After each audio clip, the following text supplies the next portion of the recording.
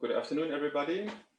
Would like to welcome you to this webinar. My name is Arthur Schmidt from the University of Freiburg in Germany, and I will have the pleasure to moderate this, I think, very interesting webinar on the FTRD system. I think I would like to thank OVESCO for organizing this meeting. I think we have very interesting topics, and we have a really expert international panel with very interesting talks. I think the FTRD system, the device, and also the method of endoscopic full thickness resection has really kind of revolutionized our portfolio of resection techniques. And I think we will see during the talks that it is a method that can really close the gap between endoscopic therapy and surgery, because we know that we now can resect lesions which were not amenable to endoscopic resection before. And we also will see in the last talk that it's not only a therapeutic device, but it may also be of good diagnostic value in malignant lesions. So we have three talks from international speakers, and we will go through the talks and we will do the discussion at the very end of the presentations. So for the audience, I would like to ask you if you have any questions, just write these in the Q&A section, and we will select the questions at the end, and we'll have about 10 to 15 minutes time for discussion. So I would like to introduce the first speaker, who is, it's a really great pleasure to introduce Dr. Benjamin Meier from the Klinikum Ludwigsburg, which is a teaching hospital of the University of Heidelberg in Germany, which is actually the hospital where I enjoyed my training. And Dr. Meier is a former colleague of mine, and he's a really experienced interventional endoscopist. And he has actually put a lot of work in the German FTRD registry. And I think this is a milestone study, as we will see. And I'm really excited to see the data, and I'm really looking forward to the discussion. So please, Benjamin, go ahead.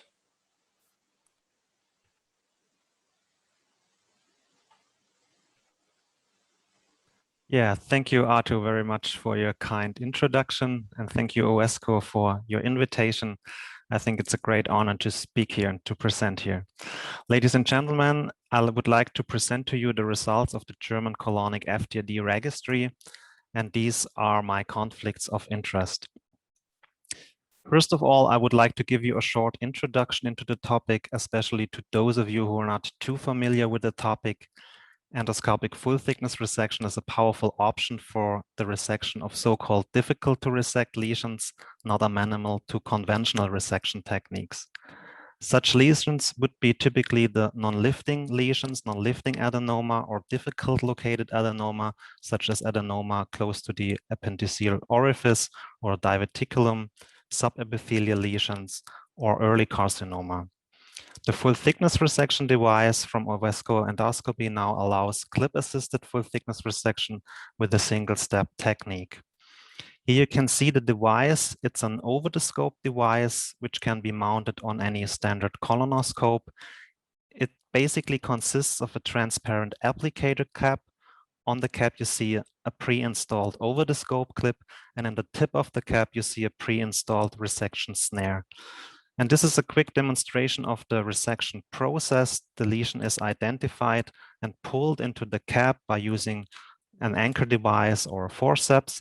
And by pulling that lesion completely into the cap, a duplication of the GI wall is created, which is then fixed by clip application. And in a second step, the lesion is resected above the clip.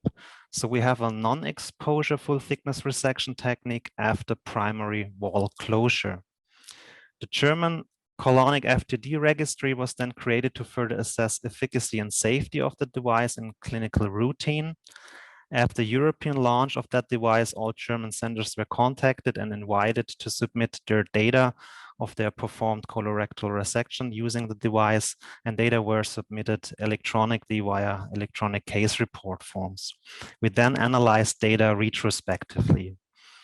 93 centers were registered, and finally 65 centers entered data from over 1,200 procedures within 4 years. 1,178 procedures were included into our final analysis. Few resections had to be excluded because of an off-label use outside the colon rectum.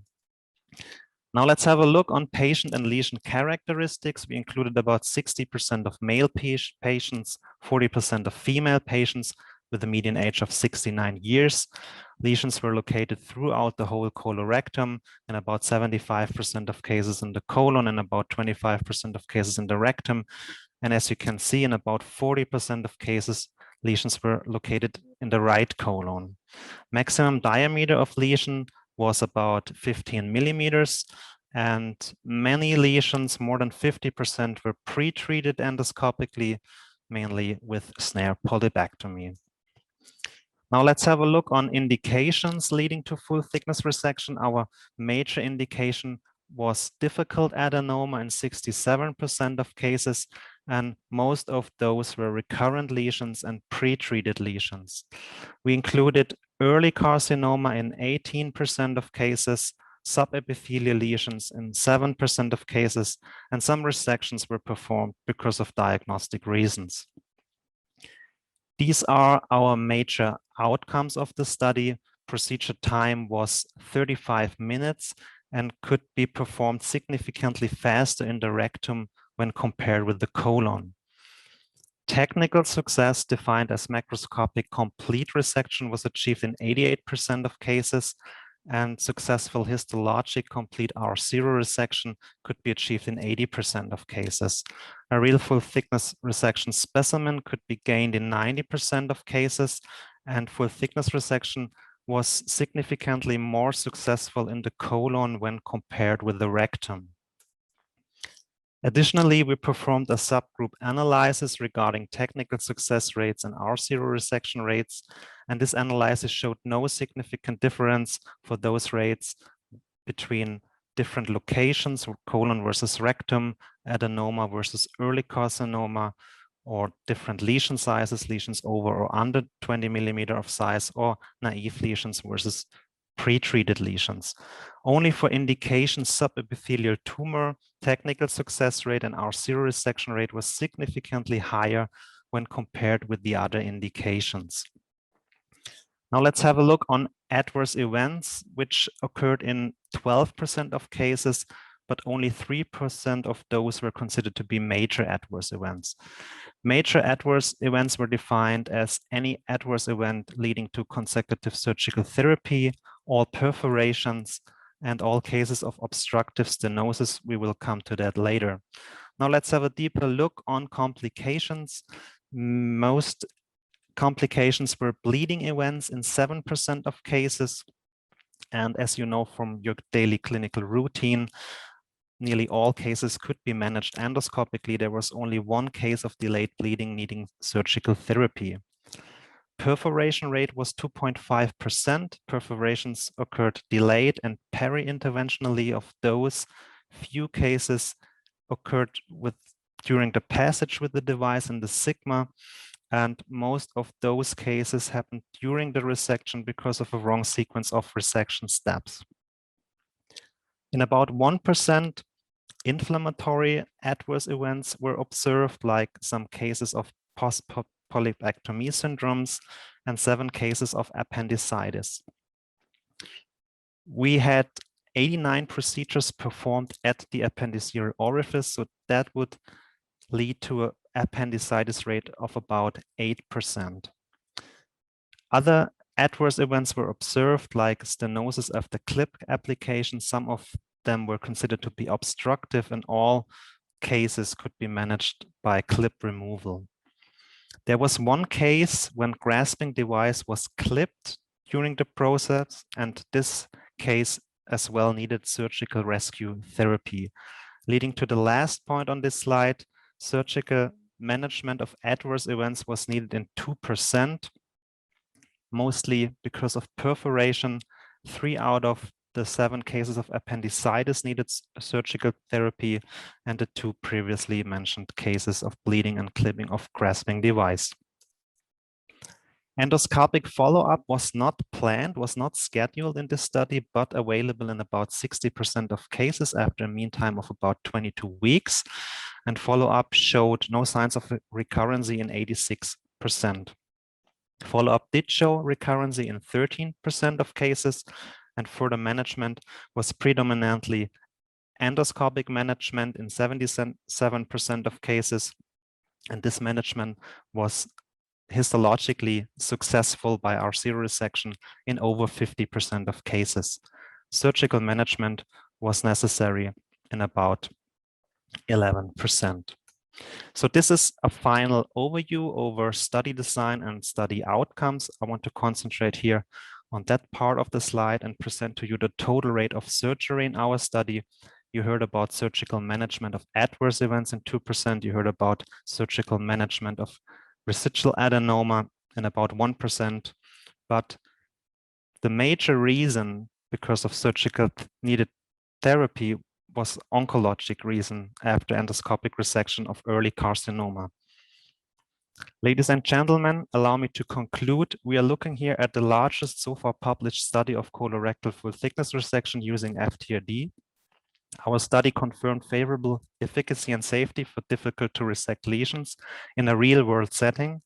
In contrast to other studies which included expert centers only, our study included a large number of mid-sized and even small hospitals. So I think this study shows nicely that the technique has gained broad acceptance in our endoscopic community and has finally become part of daily clinical routine.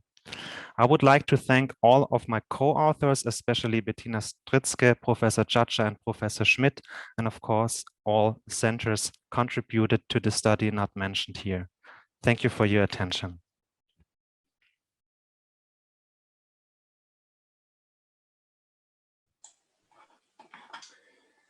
So thank you, Benjamin, for this very nice talk and for this very detailed presentation of the registry data. So we now would move on to the next talk. We will have time for discussion after the next two talks, as I introduced already. And now it's my pleasure to introduce Dr. Barbara Bastiansen from Amsterdam. And she will talk about the second milestone paper, of course, which is the Dutch registry, which is quite similar to the German one, but not in all aspects, I think. And Dr. Bastiansen is a well-known expert on FTRD and especially also on T1 carcinomas. And I'm really excited to see the data and to hear your talk. Barbara, please.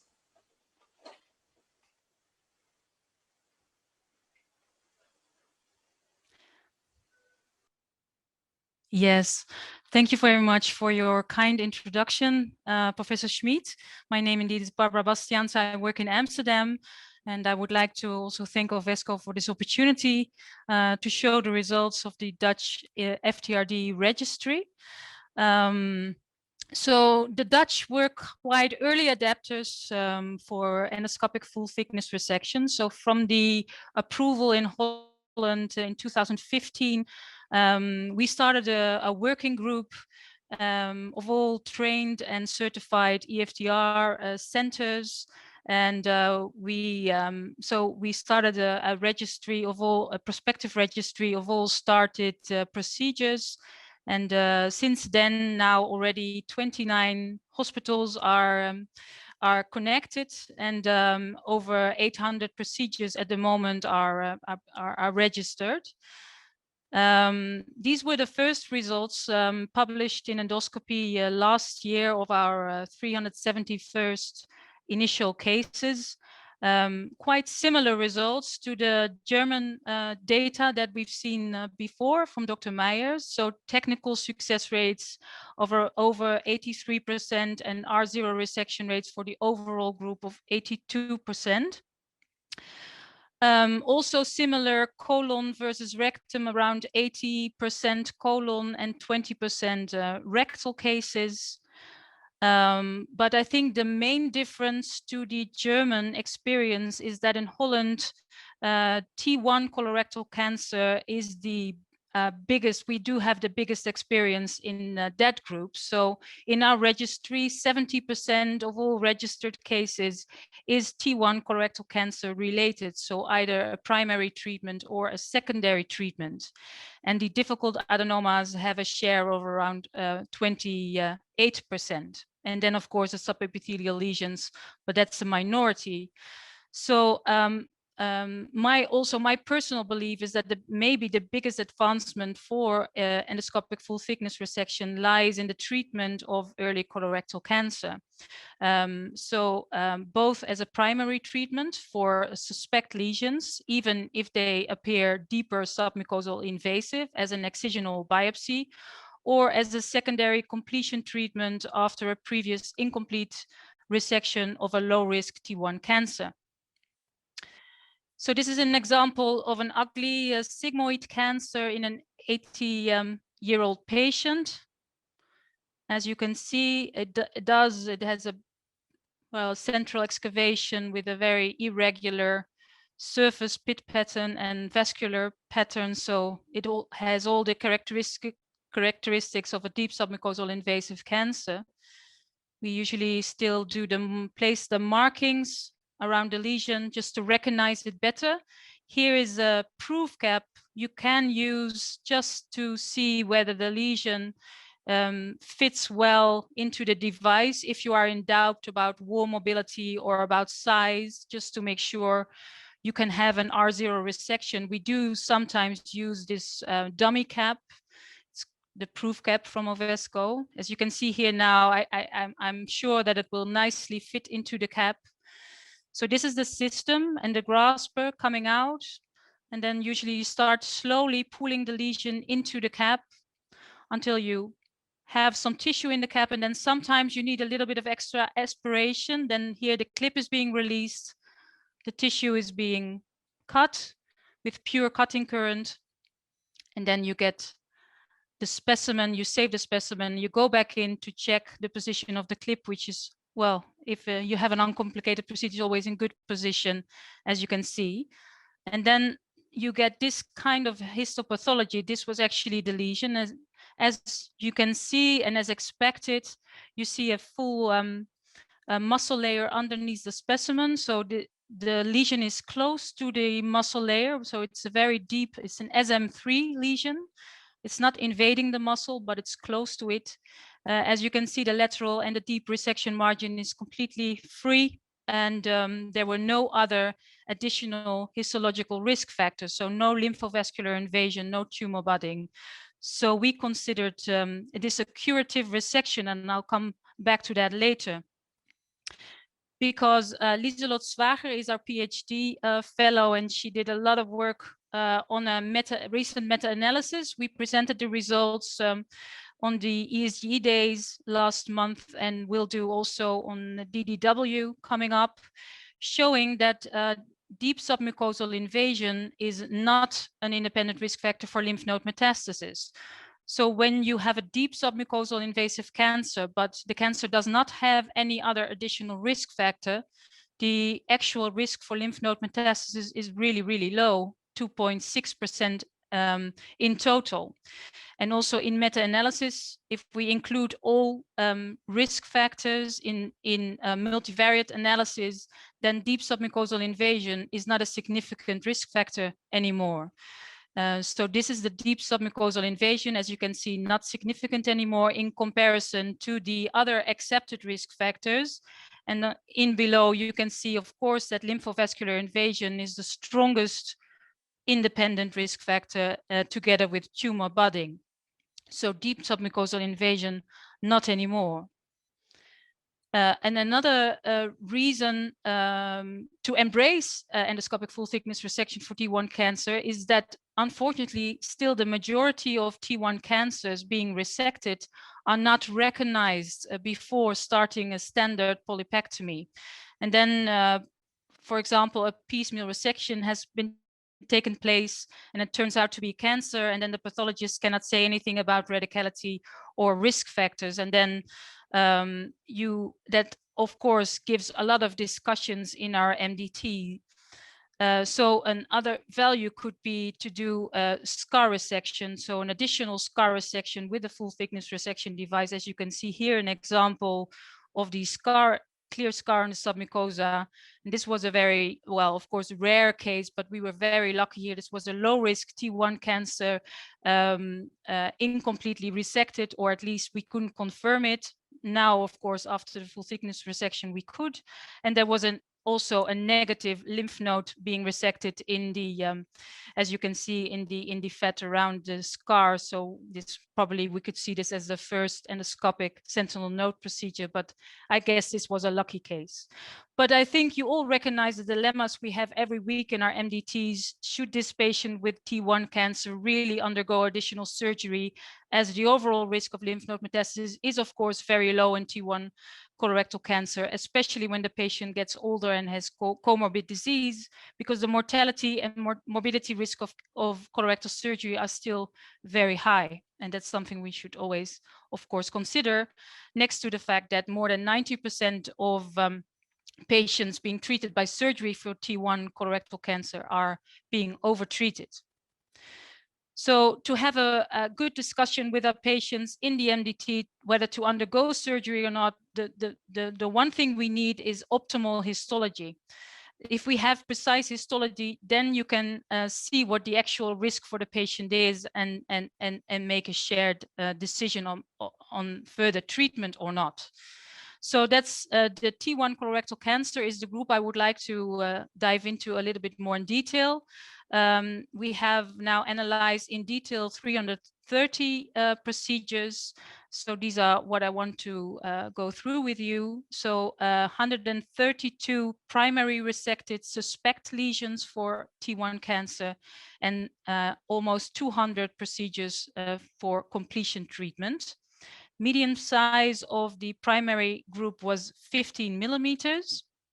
And also quite similar to the German experience, the majority, 70%, was located in the distal colon and 30% in the proximal colon. Technical success rate, so the macroscopic en bloc resection for the primary treatment group was 90% and 85% for the scar resections. And then if we look at R0 resection for the primary treatment group, 128 lesions, R0 resection was 82% and 88% for scar resections. And then if we look at histology for the suspect primary cancers, we see that around 15% was being overstaged optically. So it turned out not to be cancers. And then there's another almost 10% being, being resected for an optical, maybe deep invasive T1 cancers, but turned out to be a T2 cancer. And then if you look at the scar resections, you see that in the scars, of course, nearly 80% did not show any remaining lesion or cancer or residual cancer. And altogether around almost 15% residual cancer, of which 8% T1 cancers and 6%, nearly 6%, T2 cancers. Then if you look at risk assessment, for all primary lesions, if we look at the cancers, R0 resection, 85% for low risk lesions, and R0 resection of nearly 80% for high risk lesions. But overall, complete and successful risk assessment was possible in nearly all cases. So a full thickness resection delivers, of course, optimal histology, and maybe even the best histology with the muscle layer underneath. And I think this is very interesting. So if we look at curative resection rate for the primary, let's say the overall group, so both primary resections and scar resection, it will come to 60%. But I think most interesting is, of course, the suspect T1 cancers. If you look at that group, the strict criteria for curative resection, so including deep submucosal invasive cancer as a risk factor, you come to around 32% curative resection rate. And you might think that is low, that is rather low, 32%. 30%. I do agree, but if you look at, for example, curative resection rate for ESD purely for cancers, it will be around the same. It's hard to find the data in literature, but they are only for cancers and it's about the same.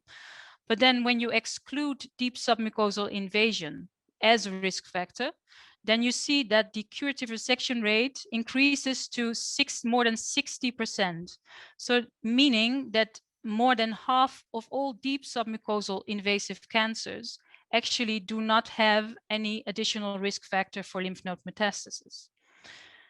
And then if we look at the scar resections, if we only look at the residual cancers in the scar, so the majority doesn't have any residual cancer, luckily, but if we look at the residual cancers, usually if there's still cancer in the scar, it's a very advanced lesion.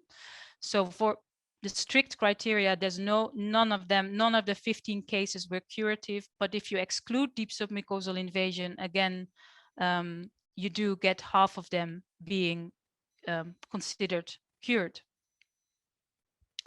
If we look at the additional surgery data, then of this group, 20% underwent additional surgery. And of course, the majority did undergo surgery because of either a high-risk feature for lymph node metastasis or because of an incomplete resection. So this is an extremely high-risk group, you can say. But the residual cancer in the specimen was there only in 22% of the cases. I think this gives an indication of the overtreatment for surgery in T1 colorectal cancer. The complications were quite similar to the data that Dr. Meier showed. So overall complication rate 8%, of which severe adverse events 2.2%, 2 immediate and 5 delayed perforations, but the majority, and now if we look at our registry now, then we see that the delayed perforation risk is now approaching 1%, the same as in the series that Dr. Meier showed. So my conclusions and take-home messages would be that endoscopic full thickness resection for also colorectal cancer is feasible and safe with relative high technical success rates and R0 resection rate, especially if you compare that to ESD data. So 82% for primary lesions, also deep invasive lesions included there. It delivers optimal histology and risk stratification in almost all cases. Deep submucosal invasion is not a significant risk factor for lymph node metastasis. That's what our recent meta-analysis showed. And that means that full thickness resection really could help to change traditional treatment paradigms and reduce the overuse of surgery. So aiming to achieve an R0 resection also in cases that appear to have a deeper submucosal invasion or as a completion treatment after previous incomplete resection of a low-risk T1 colorectal cancer. But of course, we do still need long-term oncological data, but I hope we will be able to present them in a couple of years. Thank you very much for your attention. And I'm very happy to take your answers later and questions. So thank you, Barbara, for this very nice talk and this very impressive data. Congratulations for this wonderful study. We will discuss the topic later on, and I will go ahead to the next talk. I'm very pleased to introduce, well, I don't think I really have to introduce him because he's very well known, Dr. 𝗙𝗃𝗃 from New York. He's a really worldwide known expert on any kinds of endoscopic resections in the lower GI tract. And he will present data about the so-called hybrid-FTRD technique, which is a very interesting technique, I think, which will even broaden the indications for full thickness resection. So please, Dr. 𝗙𝗃𝗃, go ahead.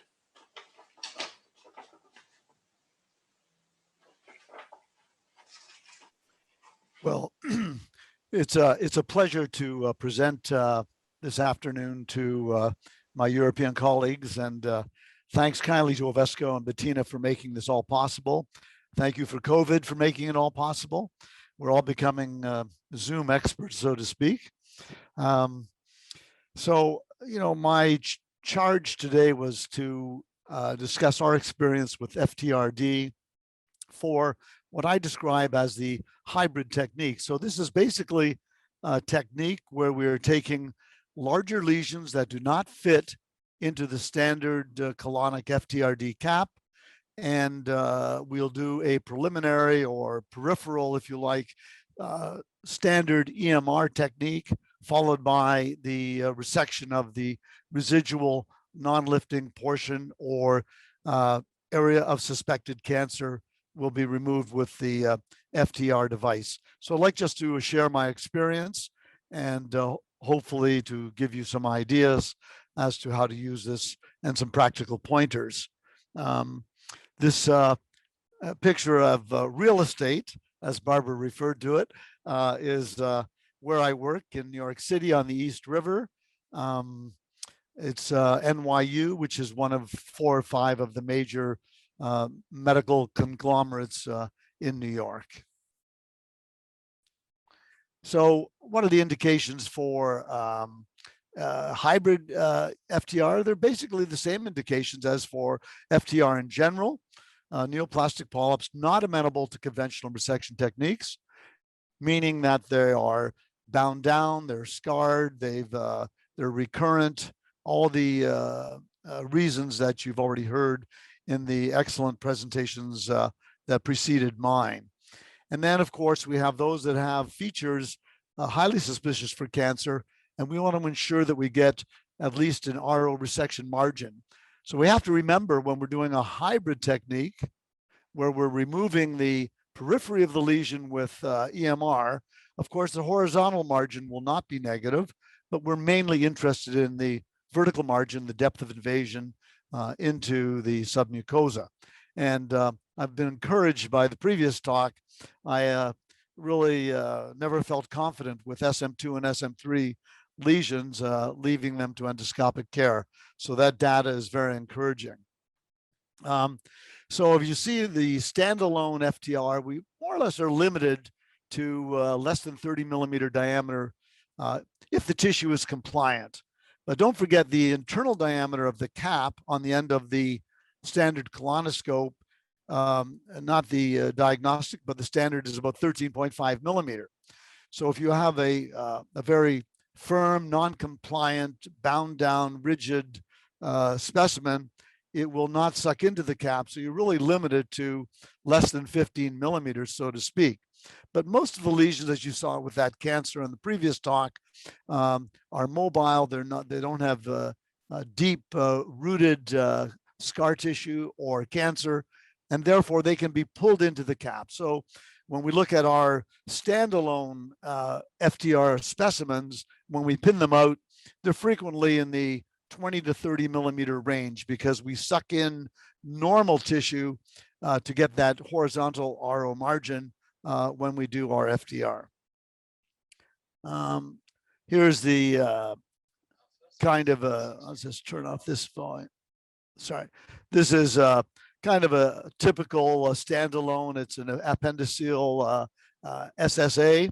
And you can see here that we can not only pull the lesion in, but with the appendiceal FTRs, we tend to suck up about half the appendix, which we want to do to ensure that we have a vertical free margin, because you can't assess the depth of polyp involvement. And here you see here the typical look of the appendiceal FTRs, where we have the appendiceal lumen up here, and then of course the fat and the muscle around the appendix. So that is sort of your typical standalone FTR. This is the appendix. This is looking at the depth of it. This is the mucosal side, the surface of the lesion. So that is kind of your standalone typical FTR procedure. And you can see if we look at the size of our, this is a series that we put together about a year and a half ago, looking at our standalone experience with the hybrids that we've done. And you can see here that the diameter of the lesions that were resected when we pinned them out, about half of them were in the 20 to 29 millimeter range, but mostly around 21 millimeters. We had no lesions that were larger than that in that first 38 standalones. On the other hand, in the hybrid group, where we do peripheral EMR, the lesion size in 70% is over 30 millimeters. And of course, it can be up to any size whatsoever if you're dealing with a laterally spreading tumor. So this is the comparison of the two. When we're trying to decide about whether or not to do resection at all, if you like, of a highly suspicious lesion in the colon, we really rely on the topographic features. So we rely on the Gsado classification of the vascular pattern mostly and the 𝗀𝗂𝗃 pattern. And so that we want to carefully assess the entire polyp, because if it looks like it's completely a cancer, if it's more than 2 centimeters, there's no way we're going to be able to remove this with an oncologic successful resection. However, as you will see in your, as you recognize in your practice, most of the polyps that have cancer evolution from adenomatous or sessile serrated origin, the periphery of the lesion is almost always benign. And if you carefully inspect the lesion in a typical 2A plus 2C lesion, it's the central depressed area where we find the evidence of deep submucosal invasion. So that from the pragmatic point of view, if we remove the benign portion, the peripheral portion of the lesion, then we can get a successful vertical RO margin, just limiting ourselves with the FTR to that central area. So that's the basis for the hybrid technique. Here's a classic example. On the top left, 2A plus 2C, it's depressed, it's saddle-shaped, it's non-granular. You say, oh my God, this is probably a cancer, or this got cancer in it. Should I resect this or leave this to the surgeon? And so we look carefully, and if we look at the vascular pattern, the Gsado type 2B, we suspect deep invasion. The periphery is not so bad. We're able to, on the top left, EMR the periphery, and then we can remove the central area. And indeed, that central area was only a TVA with focal high-grade dysplasia, did not have cancer. But you know, at least even if it did have cancer, I was confident that we could do an oncologic resection in this particular case. And of course, we rely on the pit pattern as well. And again, another example of a typical lesion that we'll do with the hybrid technique. You can see here the 2A plus 2C, the top left. If you look carefully down here at the pit pattern, it's more of a 5 irregular pit pattern with some 3S and, you know, surrounded by some 4 pit pattern, 𝗀𝗂 pattern 4. So it's an irregular area. We're highly suspicious. So even though you could possibly chip away at the central area of a polyp like this, you will not get oncologic resection if you know, whatever you do, if you use hot biopsy forceps, if you use specialized snares, if you use APC, whatever you do to destroy that central area, you cannot be satisfied that you have done the right thing for the patient and understand the histology completely. So if there's a suspicious area and you're not confident that you can lift it and get a good resection margin, then we go to FTR. And as you can see here, one of the problems with lifting with this particular lesion, as you see in the bottom right, we have the India ink staining the muscle underneath this lesion. And of course, you know, we always tell our referring doctors, please do not tattoo a lesion or underneath the lesion, tattoo away from it. So the indications of our standalone or hybrid are more or less what you've seen elsewhere. But if you look at the known or suspected high-grade or cancer based on the topographic features, you can see the hybrid, we have a much higher percentage with suspicion of cancer compared to the standalone, which are just the smaller lesions. So let's just go through a video to show, you know, the classic type of situation. Here we have a large lesion. It's a SP lesion based on Paris classification. And what's concerning me is that sort of central area between those two lobular pieces where it looks like it's depressed.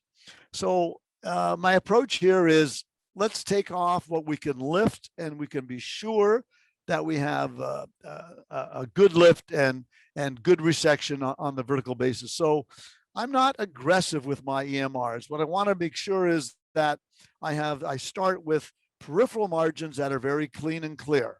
So I always start with a 15 or 20 millimeter snare on these EMRs and even on the hybrid EMRs. And I focus on having a peripheral area that's going to be free and clear. So I go around the lesion, making sure that my peripheral margins are all clear. I evaluate this with whether it's the Fuji magnification or near focus with Olympus, but I want to be sure that my margins are completely clear. So I go around the entire lesion, and then I'm left with that central area again, doesn't lift. You can see here we're down to muscle on that rim on the right. But you know, my initial worry was, if we use a clip on this, will we get perforation or delayed perforation? And so when we started this, we were did it with a little bit of trepidation, but I'm happy to say after 3 or 4 years of using this technique, we've had no perforations. Now, right now, we've only done about 50 hybrids, but it's all single center experience. So again, we're gradually, that central area and these bound down lesions, it doesn't come up quickly. Don't rush, take your time. I use, you know, the forceps to grab it, but I just suction, gentle suction. I want to pull this up. I want to ensure that that specimen is a good specimen we've got deep, because you see as the clip goes forward, it pushes the specimen down. So you'll see the white ring here. We're gently pulling up as much as we can. When the ring goes, when that starts to go down, the specimen goes down, I know that the clip has gone off, because the edge of the clip pushes the specimen away.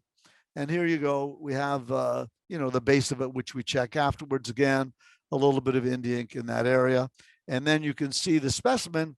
We have the isolated area of concern. And then we have the peripheral EMR area on the periphery that's been resected. We pin it all out. We pin all our lesions and send them to pathology. Here's another one again. 2A plus 2, well, more, this is almost a 2B plus 2C, a little bit depressed area, and turned out to be a T1A cancer. But, you know, only by doing the FTR and the hybrid procedure could we be absolutely confident that we had RO vertical margin. We had 2 millimeters clearance from the resection margin vertically, and all of the hybrid procedures. Interestingly, on the horizontal margins of the hybrid specimen, those that had cancer, we did not have cancer. So we isolate the FTR to the area of concern. Again, another area, another similar example. So what was our success rate? Well, technical success, we considered the successful application of the clip, successful deployment of the snare, and on block resection. When we look at technical success of the standalone and the hybrid, they're equivalent, around 84 and 80%. And then we had situations down here where the snare slipped off the tissue or the snare snapped. So there were some minor technical issues in a minority of cases. But when this happens, if the clip is adequately deployed, then you can go back after the tissue that's entrapped in the clip, and you can get the tissue off. So we considered clinical success if we could remove the tissue, even if the embedded snare in the device did not function properly. So our clinical success in terms of macroscopically complete removal was in the order of around 90%, as we can see. And among those that we did resect, our RO resection rate was again close to 90%. Adverse events, Fortunately for us, among the 69 cases we reported on here, we had only one requiring surgery, which was an appendicitis that occurred 3 days later. We give all of our patients who have an appendiceal resection antibiotics for 7 days. We had one other patient who had a right lower quadrant pain, an elevated white count, but no peritonitis, and this settled down with antibiotics. So that was 2 of 7 cases in our small series that we reported on here. What about afterwards? What do you see afterwards? These are sort of examples of the type of tissue images we get 6 months later when we go in routinely to look. The clip can stay in place up to a year later. And you can see here that you see oftentimes this kind of polypoid regenerative hyperplastic granulation tissue. This is not polyp recurrence. We biopsy this, you look at the pit pattern. This is the reactive healing process when the clip is in place. So not of much concern. This can be used in the hybrid we use as well in the upper GI tract. Here's a difficult duodenal adenoma. And once again, we isolate this, as you can see in the top right here, isolate the area which is non-lifting, and then we can resect that full thickness with the upper device as well. So distribution of cases, much as what you've seen, I won't take up a lot more time with that. RO resection rates, again, in the clinically successful, very high. So in conclusion, the hybrid FTR is as successful as standalone. And we did not see any additional adverse effects related to the application of the clip on previously resected tissue. Knock wood, we have not seen any delayed perforations as reported elsewhere. I've done now over 140 FTR procedures. We've had no delayed perforations. And of course, it'll happen tomorrow after I say that, but it's possible. And then the other thing is that malignant change in large polyps, it's largely confined to the central areas, which you can define based on the Paris classification, the CITO and the Kudo classification. You can identify those areas that are better off with full thickness resection. So the current strategy of ESD for high-risk polyps, I think is being challenged by the FTRD device. It's more efficient, it's safe, it's much easier, it doesn't require the level of skill, and it can be accomplished in a much shorter time. So I think that when properly applied, the hybrid technique is a very useful adjunct to your armamentarium. Thanks again to OVESCO, thank Bettina, and I look forward to questions.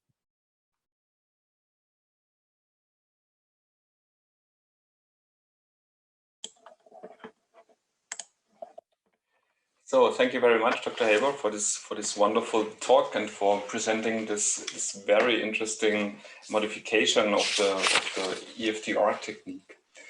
So we are just in time, and we have a couple of minutes for discussion, and I would like to go through the different talks. So my first question would be to Benjamin, actually. Thank you again for presenting the nice data in the German registry. So I think the main message of this registry was that, yes, this method can be done not only in very expert centers, but really all over the endoscopic community. I think this was nicely shown by the registry, the German one, and also the Dutch one. So my question would be, what do you think? How much training is required to do EFTR properly, or is there any learning curve, or what is your experience on that? Yeah, thank you for your question.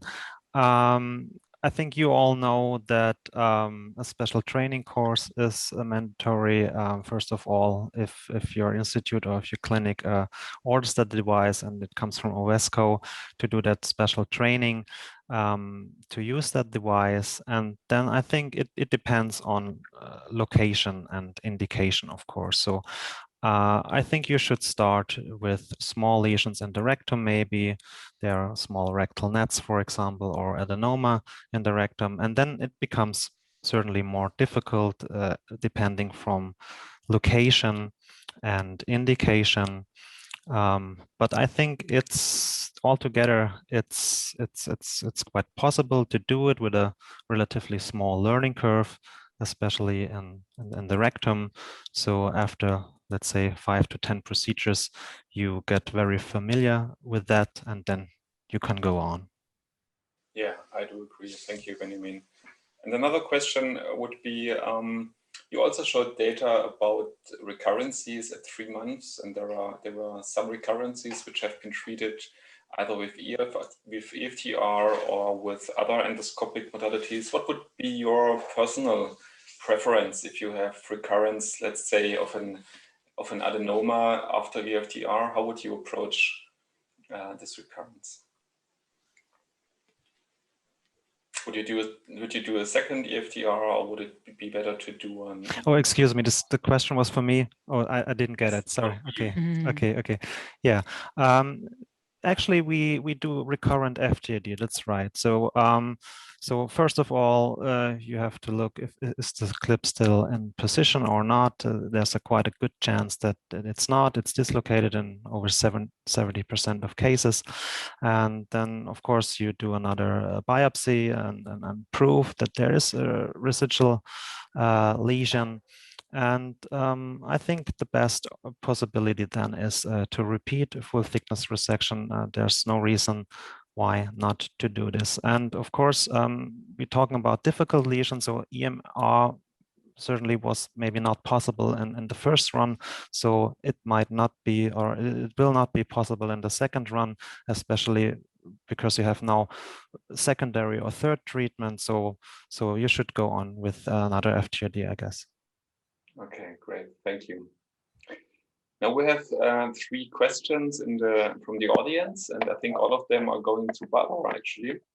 And the first question is, do you perform staging before EFTR for T1 cancer?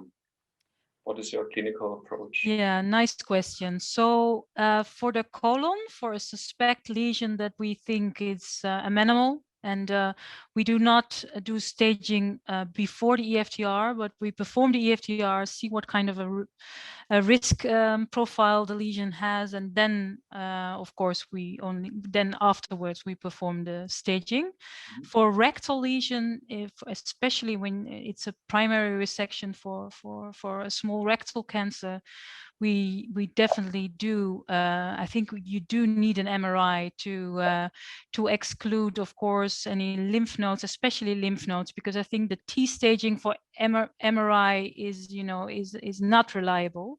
But we only do it to look for the lymph nodes, because after the EFTR, when you have the clip there, your MRI will be completely, of course, unaccessible because of all the clip artifacts. So no EFTR on the rectum for possibly cancer without an EMR. I think MRI. Sorry, that's I think most important message. Okay, great, thank you. There's another question to you from Dr. 𝗿𝗂𝗧𝗧𝗧𝗧𝗧𝗧𝗧𝗧𝗧𝗧𝗧𝗧. Mm-hmm. So, and he is asking, FTRD of carcinomas is only possible if the lesion is quite small, and in our experience, we find more often bigger carcinomas. Mm-hmm. What is the percentage of small enough carcinomas among all carcinomas detected in the Netherlands? That's a very nice question as well. So, what the point is, what is the exact percentage of lesions that were T1 cancers and not amenable to EFTR? I must say I don't have the exact answer to that. But what I do know is that an invasive focus for cancer that is still T1, in my experience, and I think probably Dr. Haber agrees with me, is never larger than 2 centimeters. So I don't know any invasive focus larger than 2 centimeters that is still a T1 cancer. I think that's extremely rare. And usually the invasive focus is even smaller than 1 centimeter on histopathology. So of course you do have very large 6-7 centimeter lesions, but they only have a small focus of cancer. So indeed, I understand that Dr. Haber is embracing the the combined EMR EFTR procedures, because in my opinion, there is no T1 cancer focus larger than 2 centimeters. I agree. Thank you for this wonderful comment. There are two questions also to you, Barbara, concerning your resection technique. You showed a very nice video from this resection of T1 cancer, and the question from Armin Kulmar and also from another doctor is, at the video of the resection, it seemed as if you grabbed the lesion on the basis of the lesion. Actually, you grasp normal mucosa on the basis of the lesion. Yeah. Is this a standard technique, or would it also be possible to grasp it at the center of the lesions? What would be your preference? Yeah, thank you very much for the nice question as well. Indeed, if I do have a possibility, if it's quite a large lesion, then I tend to take it indeed at the base of the normal mucosa underneath. Why? Because I have a firmer grip there. Especially when you take this adenomatous tissue and it's kind of bulky and you put your grasper there and you try to pull, you don't have a lot of, you just, it's not so tense, you just lose your tissue very easy. While you take the normal colonic wall underneath and you get a nice firm grip, you have much more power to pull the lesion into your cap, and you don't injure the lesion, because sometimes when you put the grasp over the lesion, sometimes on histopathology it never complicates the assessment, but sometimes you just take a bite out of it, and it's a pity for the histopathology. But so if you can take some normal colonic wall, I think you have a firmer grip. Yes. Very interesting approach. Thank you. Okay, so then we have a couple of questions coming in right now. So let me see. Maybe a question for Dr. Haber, because you showed a very nice video also on a hybrid technique in duodenal adenomas. And there's a question: what is the evidence on safety and efficacy for non-lifting duodenal adenomas? Yes. Thanks very much for the question. I think it's very challenging. We don't have, I would say, efficacy data in the sense of comparing it to surgery or conventional techniques, but we often encounter problems in the duodenum with duodenal adenomas. The major problem we get into with large lesions is bleeding. So we have to ensure that we have a very good lift. Frequently in the tertiary referral centers, we get polyps in the duodenum that have been attempted to be removed earlier. So they're scarred down and they're larger. So I think the major safety issue in the duodenum, of course, is to avoid the major and the minor papilla. So we are very careful. We look with the duodenoscope first to assess the lesion. The other, of course, concern is, can you get the gastroduodenal FTR device down into the second or third part of the duodenum? And there are technical aspects of that in terms of dilating the pyloric sphincter and the LES to get down there. But if you can get down there, it's and you're on, especially if you're on the lateral wall or the anterior, you generally can go down with pediatric colonoscope or a 1T gastroscope and successfully remove the lesion and without any compromise of the lumen. Having said that, we're relatively new to the game. I've only done about 7 duodenal adenomas in this manner in the second, third part of the duodenum. So it's very early experience. I think you have to be careful, but it can be safely done. And the greatest advantage for me is I don't have to worry about bleeding afterwards, which is the biggest problem that we have, that everybody has who does any kind of large number of duodenal adenomas. Thank you. There's also a second question about duodenal FE-FTR. Can hybrid FTRD or standalone FTRD be considered for duodenal neuroendocrine tumors also, especially if there is a depressed lesion in the duodenum? Very good question. Yes, we've done a couple of these. The area of concerns I have that I avoid it would be the posterior wall of D1. We have the gastroduodenal artery running oftentimes in that area. You don't see it. I think you have to be extremely careful that you don't suck up. The wall of the duodenum's thin. If you suck it up, you could catch the edge of a large vessel. We would look with endoscopic ultrasound first to assess that, of course. Certainly, if you have it on the anterior wall of D1, it's relatively easy. and in D2. So it can be used, but again, the same cautions with respect to neuroendocrine as with adenomas in terms of avoiding critical structures, which in the cap would be gastroduodenal artery, and in the, of course, the second part of the duodenum, the pancreatical biliary structures. Thank you. And maybe we have one last question, and then we are running out of time, I think. So I think I would like to give this to Barbara, because I know she's currently working on a detailed analysis of complications. And there's a question from the audience, how to manage early and delayed perforations. Barbara, can you? Yes. Yeah, thank you for that question. Of course, the most feared complication we have is this delayed perforation, which usually comes the same as a surgical anastomotic leakage. It comes at somewhere between day 2 and day 5, usually, if they come. Luckily, we know that now the rate of delayed perforations is decreasing, and now near 1% only, and I think that is acceptable.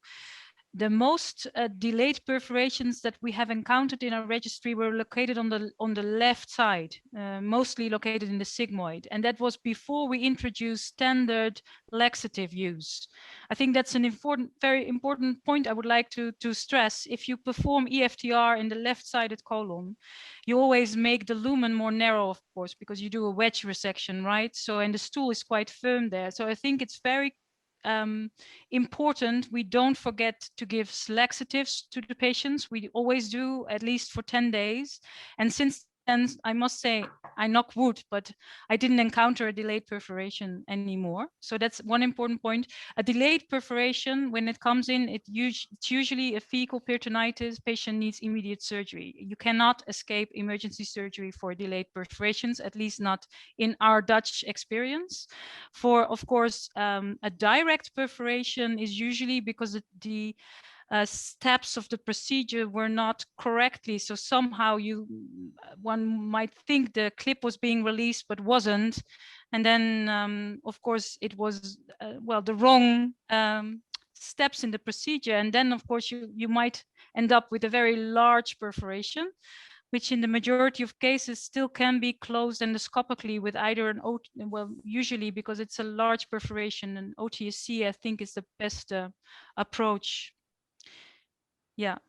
I agree. Thank you. So I think we are running a bit out of time, and there's actually a couple of unanswered questions in the Q&A section. And I would suggest that to the audience that maybe you can forward those questions either to OVESCO or also direct to us, or OVESCO can distribute the questions to us, and we will be happy to answer them, of course. So thank you very much to you all, to the speakers, and also to the audience for participating, and also again to OVESCO for setting this very nice webinar up. I really enjoyed the meeting, and I think we had a very interesting and fruitful discussion, and there was a lot of really great data presented, and I was really delighted to moderate this. Thank you all. Have a nice afternoon, have a nice evening, and a really wonderful sunny weekend. Bye-bye. Thanks very much. Bye, Joel. Bye, thanks. Bye, everyone.